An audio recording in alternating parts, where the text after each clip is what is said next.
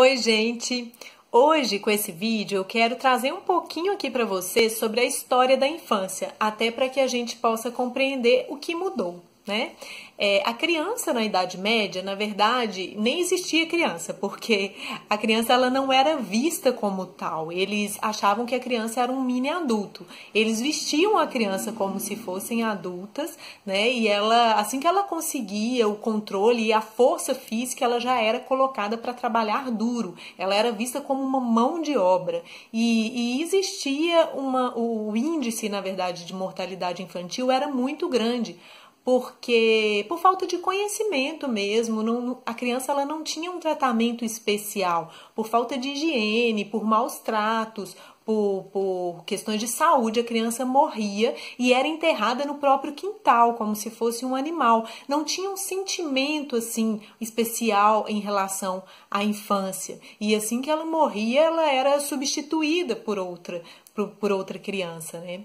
E nessa época, essa fase da infância, ela era vista como se a criança tivesse uma maldade, como se a criança já nascesse com essa maldade e ela precisava ser contida pelos pais. Então, os pais eles eram muito rígidos e eles eram instruídos, inclusive, por pedagogos a serem rígidos porque eles precisavam conter essa maldade que era natural das crianças. Então, por isso, a punição era muito natural, né? Punir, castigar e era bem visto pela sociedade, porque eles acreditavam que era assim que tinha que fazer essa maldade ser abolida, né, para que a criança não crescesse com essa maldade. Foi somente no século XVIII que Rousseau veio trazer um pensamento de que não, gente, o ser humano, não existe uma perversidade original no ser humano e que a criança ela é inocente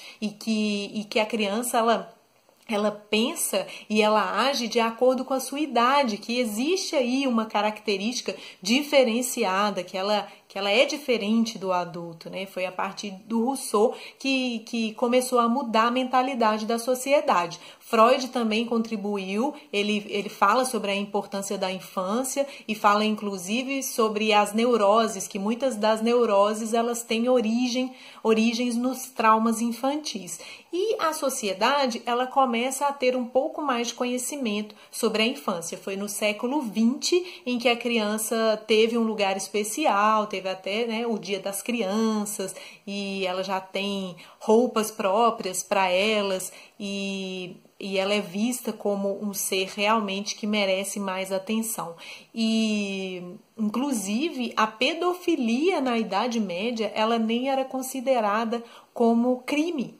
Só para você ter ideia, né? Hoje ela é considerada como um crime, um dos piores crimes, e antigamente ela nem era vista assim. Então, mesmo diante de muitos progressos e conquistas, eu acredito que ainda tem muito a ser trabalhado aí, né? Uma das conquistas que eu esqueci de citar foi o Estatuto da Criança e do Adolescente, né? Que em 1990 ele assume que a criança e o adolescente são pessoas em desenvolvimento e que merecem e que têm o direito de serem criadas sem violência. Esse também foi mais um progresso da sociedade.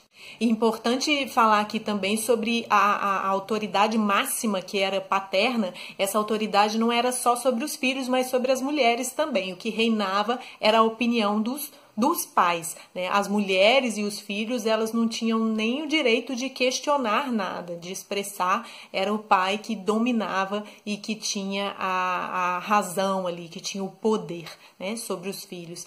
E eles falavam que naquela época, na Idade Média, quando existia um naufrágio, primeiro salvavam-se os homens, depois as mulheres e, se sobrasse tempo, as crianças. E na cultura era tão aceitável a violência contra as crianças que não eram só os pais que podiam bater, mas até os professores e os padres, né, disciplinavam a criança através da punição e dos castigos. E isso era realmente socialmente aceitável e visto com bons olhos. Isso está mudando aos poucos, mas eu vejo que ainda temos muito o que mudar.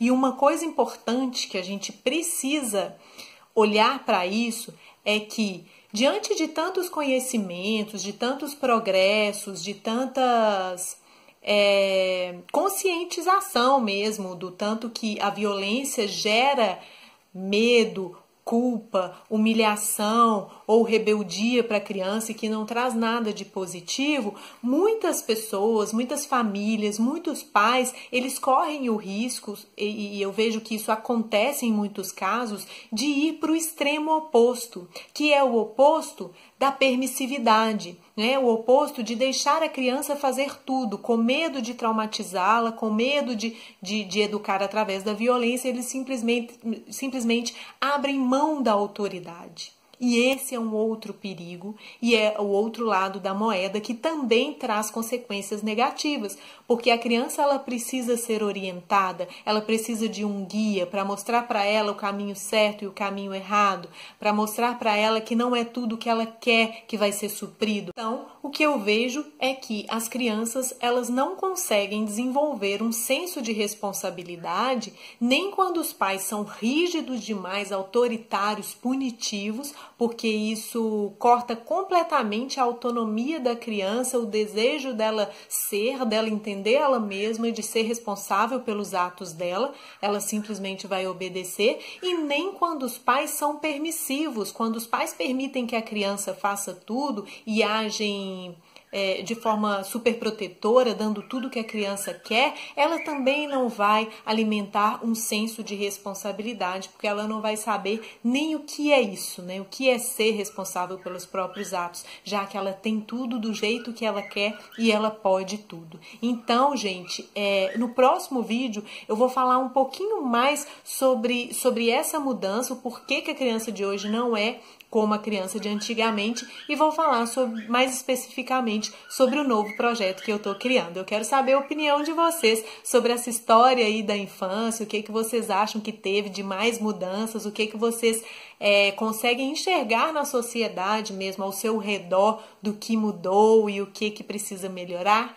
E será ótimo bater um papo com vocês. Um beijo